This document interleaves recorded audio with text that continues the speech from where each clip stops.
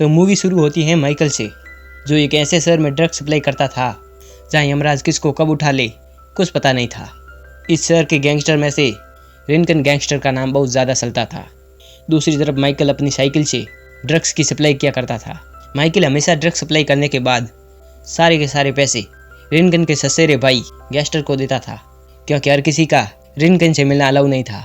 लेकिन तब भी माइकल उससे कभी भी मिल सकता था। रिनकन को एक ऐसा गैंगस्टर मान लो जो किसी को मारने से पहले एक बार भी ना सोचे। ऐसे ही एक दिन उसके सेले एक ऐसे डीलर को पकड़ कर लाते हैं जो बहुत टाइम से रिनकन को धोखा दे रहा था। ये जानकर रिनकन ने एक ऑर्डर दिया कि इस आदमी को इतना टॉर्चर करो कि ये खुद अपनी मौत की भीख मांगे, बाकी जिसके नाम में रिन हो वो तो सबको धोएगा ही। दूसरी तरफ माइकल अपनी साइकिल से ड्रग्स सप्लाई करते हुए एक रेगुलर कस्टमर के पास जाता है जिसका नाम डैनियल होता है। डैनियल दिखने में भले ही ऐसा हो, लेकिन वो ड्रग्स इसलिए लेता था ताकि वो अपना डिप्रेशन कम कर सके। असल में डैनियल एक रिटायर्ड सोल्जर था जिसके साथ यूएसए और अफगानिस्तान की लड़ाई में कुछ ऐसा हुआ जिससे वो मेंटली परेशान तो हुआ ही, साथ में उसने अपने बोलने की क्षमता भी खो दी थी। और लड़ाई में ऐसा क्या हुआ वो हमें आगे पता चलेगा। इसलिए डैनियल हमेशा फ़ोन में मैसेज को वॉइस में बदल कर बात करता था। जब भी माइकल उसे ड्रग्स देने आता था तो डैनियल उसे समझाता कि बेटा तुम्हें यह काम छोड़ देना चाहिए, लेकिन माइकल हमेशा डैनियल की बातों को इग्नोर कर देता था, क्योंकि उसके घर में वो एक ही काम करने वाला है। यहाँ से निकलकर वो एक बूढ़े आदमी के पास जाता है जिसने थोड़े टाइम पहले माइकल से ड्रग्स लिए थे। लेकिन वो बूढ़ा आदमी कहता है कि मेरे पास पैसे नहीं है, मुझे एक हफ्ते का टाइम दे दो। वो आगे कहता है कि मेरे पास तो जहर खाने को भी पैसे नहीं है। तब माइकल ने उसे एक हफ्ते का टाइम दे दिया और बोला कि जल्दी से पैसों का इंतजाम कर दो, वरना रिनकन तुम्हारा परमानेंट इंतजाम कर देगा। आगे हमें रिनकन को दिखाया जाता है जो एक बात नोटिस करता है कि एक कार उसके घर के सामने काफ़ी दिनों से खड़ी रहती है, जिससे वो समझ गया कि हो ना हो FBI वाले उस पर नज़र रख रहे हैं। इसके बाद वो अपनी बहन के पास जाता है जिसकी आज शादी होने वाली है। यहाँ पर एक पादरी रिनकन की बहन की शादी के बारे में डिस्कस करता है। पादरी कहता है कि शादी तो चर्च में पूरे रीति रिवाज से होनी चाहिए, लेकिन रिनकन कहता है कि शादी तो यहीं होगी हमारे घर में, क्योंकि मेरे पीछे काफ़ी लोग पड़े हुए हैं। इसके बाद पादरी अपनी धुलाई से बचने के लिए रिनकन की बात को मान जाता है। यहाँ पर माइकल ड्रग्स के बचे हुए पैकेट ड्रग्स कैंपेन देने आया, तभी वहाँ पर उसका छोटा भाई स्टीव मिल जाता है। जिसके बाद स्टीव खुश होकर कहता है मैं तो रिनकन के लिए ड्रग्स बेचूंगा और बहुत सारे पैसे भी कमाऊंगा। ये सुनकर माइकल स्टीव को पकड़कर वापस स्कूल छोड़ आया, क्योंकि वो अपने भाई को इस काम से दूर रखना चाहता था। यहाँ डैनियल अपने लिए खाना खरीदने के लिए एक ढाबे पर आता है, लेकिन ना बोलने की वजह से काफ़ी लोगों को अपने ऑर्डर के लिए इंतजार करना पड़ता है। तभी उनमें से कुछ गुंडे डैनियल को परेशान करने लगे। डैनियल चाहता तो उनको अपने हाथों से जवाब दे सकता था, लेकिन वो अपनी लड़ाई वाली डिप्रेशन से अभी तक बाहर नहीं आया था, इसलिए वो खुद को शांत करने के लिए माइकल से खरीदे हुए ड्रग्स लेता है। तभी वहाँ पर दो गुंडे और आ गए जिनको लगा कि डैनियल कोई गंजड़ी है, तो चलो उसको लूटते हैं। लेकिन डैनियल ने उन दोनों को वहाँ से भगा दिया। यहाँ रिनकन अपने बड़े भाई की जिम्मेदारी पूरी करते हुए शादी की तैयारी में लग जाता है, क्योंकि वो अपनी बहन की शादी में कोई कमी नहीं चाहता था। तभी वहाँ पर लड़के वाले आ जाते हैं जो रिनकन से बहुत डरते थे। अब सब लोग शादी की तैयारी में लग गए। तभी वहाँ माइकल रिनकन को ड्रग्स के पैसे देने आता है। हमें पता चलता है कि रिनकन माइकल को बहुत चाहता है, क्योंकि रिनकन को माइकल का तेज दिमाग और शांत व्यवहार बहुत पसंद था। रिनकन ने तो माइकल के लिए शादी का सूट भी सिलवा दिया था, क्योंकि वो माइकल को अपनी फैमिली से कम नहीं मानता था। तब इनकी बातों से हमें पता चलता है कि माइकल का एक बड़ा भाई सोल्जर था जो माइकल को गैंगस्टर से बचाते हुए मारा गया। तभी रिनकन ने उसे बहुत ही ज़रूरी काम दिया, जिसमें माइकल को जल्द से जल्द 2 ड्रग्स के पैकेट कहीं पर डिलीवर करने थे, जिसके बाद वो आराम से शादी को एंजॉय कर सकता था। तभी गैंगस्टर एक डीलर को रिनकन के पास लाया जिसने अभी तक रिनकन के पैसे नहीं चुकाए थे। बाद में रिनकन एक ऑर्डर देता है और कहता है कि इसका जो कर सकते हो वो करो। अब जैसे ही माइकल यहाँ से निकला तभी गैंगस्टर उसे गुस्से में देखने लगता है। यही शिकायत उसने रिनकन से की। तभी रिनकन उसे बोला कि तुम क्या हल्के दिमाग के हो, तुम्हें पता नहीं है क्या FBI वाले हमारे पीछे पड़े हुए हैं, इसलिए मैंने ये काम माइकल को दिया, क्योंकि कोई भी एक बच्चे पर शक नहीं करेगा। या माइकल वो पैकेज डिलीवर करने जाता है। तभी वो देखता है कि कुछ गुंडे उसके छोटे भाई स्टीव को पीट रहे हैं, बल्कि ये इनकी एक रस्म थी। जो भी न्यू मेंबर गैंग में आएगा उसको सब मिलकर थोड़ा थोड़ा प्रसाद देंगे। पहले तो माइकल ने अपने भाई को बचाने की कोशिश की, लेकिन फिर उसे ये झूठ बोलना पड़ा कि रिनकन ने स्टीव को मारने से साफ मना किया है।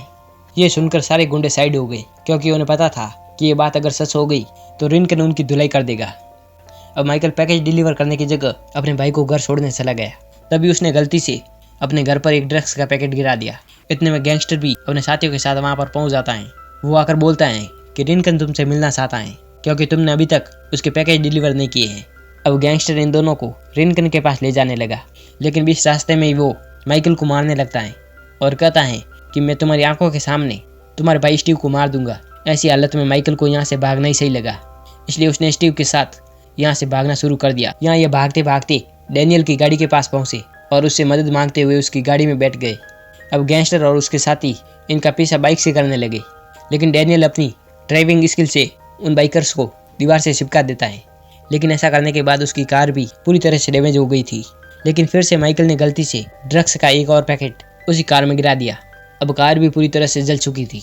तभी उसने सोचा कि 2 पैकेट में से एक पैकेट कार में गिरा तो दूसरा पैकेट जरूर उसके ही कमरे में गिरा होगा। या रिनकन अपनी बहन की शादी में बिजी था। तभी गैंगस्टर वहाँ आया और माइकल की सारी हरकतों के बारे में बताता है। ये सुनकर गुस्से में रिनकन ने एक ऑर्डर दिया कि कैसे भी कर इन दोनों भाइयों को जिंदा हालत में मेरे पास लेकर आओ। दूसरी तरफ डैनियल ने माइकल को सलाह दी कि तुम दोनों भाई इस सर को छोड़कर चले जाओ, लेकिन माइकल को यह आइडिया बिल्कुल भी पसंद नहीं आया। वो अभी भी रिनकन का एक पैकेट डिलीवर करना चाहता था, इसलिए वो बोला कि तुम मेरे काम में दखल अंदाजी मत करो।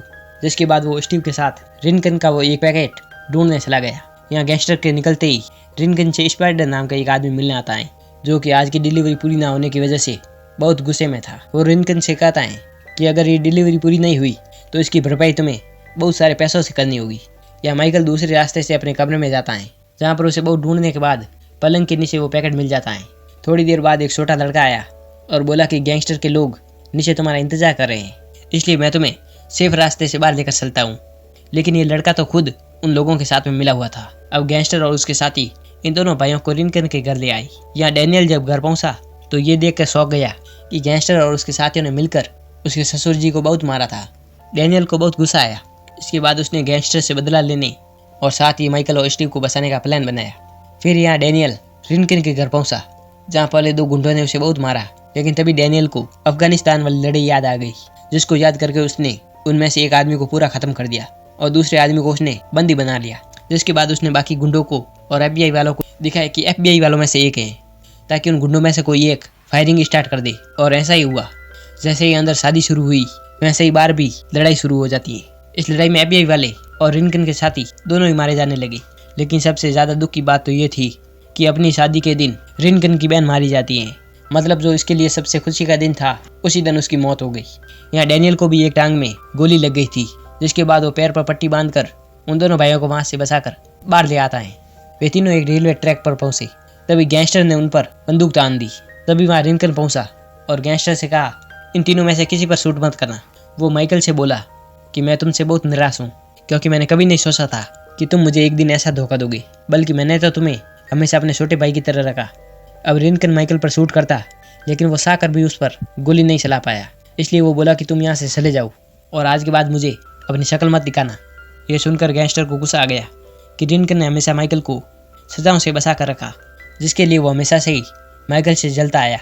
अब गैंगस्टर गुस्से में रिनकन को मार देता है, क्योंकि वो अपने भाई की पावर को हड़पना चाहता था। फिर उसने माइकल पर भी गन पॉइंट करी। तभी डैनियल उसे एक पैसों से भरा हुआ पैकेज देता है। लेकिन जब गैंगस्टर ने वो पैकेज देखा तो वो एकदम खाली था।